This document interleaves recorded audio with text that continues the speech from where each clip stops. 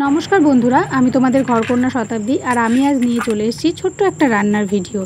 ताई स्किप ना करे फुल भिडियोटा देखार अनुरोध रइल।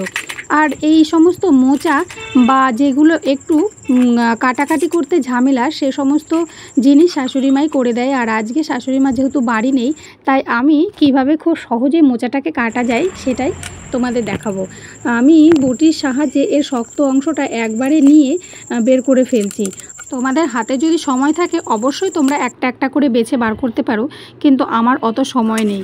আমি যত তাড়াতাড়ি সম্ভব রান্নাটা শেষ করতে চাই, তার জন্যে আমি মোচাগুলোকে এইভাবে কেটে নিলাম আর পরিষ্কার পরিচ্ছন্ন করে একটু সিদ্ধ করে নিলাম। তারপর কড়াইতে শুকনো লঙ্কা জিরে ফোড়ন দিয়ে আলুগুলো ভেজে নিলাম। আর মশলা হিসেবে বেটে নিয়েছি আদা, জিরে আর কাঁচা লঙ্কা। আর এই সমস্ত নিরামিষ তরকারিতে কাঁচা লঙ্কাটাই বেশি ভালো লাগে খেতে। তারপর আমি এর মধ্যে দিয়ে দেবো পরিমাণ মতো হলুদ, লবণ আর কিছুটা পরিমাণ চিনি, কারণ নিরামিষ তরকারিতে চিনিটা দিলে খুবই ভালো লাগে খেতে। আর যারা চিনি খেতে একদমই পছন্দ করো না তারা অবশ্যই চিনিটা স্কিপ করতে পারো।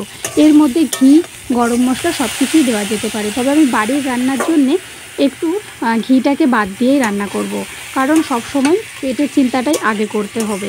যাই হোক, আমার মশলাটা কষানো হয়ে গেছে। তারপর আমি সিদ্ধ করা মোচাটা দিয়ে কিছুক্ষণ নেড়ে নেব।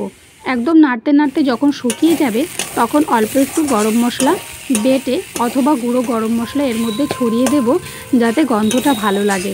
আর এবার আমি সবাইকে গরম গরম পরিবেশন করব। তোমরা বাড়িতে রান্না করার জন্য এইভাবে রান্না করে খেতে পারো, খেতে ভীষণ টেস্টি লাগে এবং পেটটাও ভালো লাগে। যদি আমার রান্না ভালো লাগে অবশ্যই চ্যানেলটা লাইক আর সাবস্ক্রাইব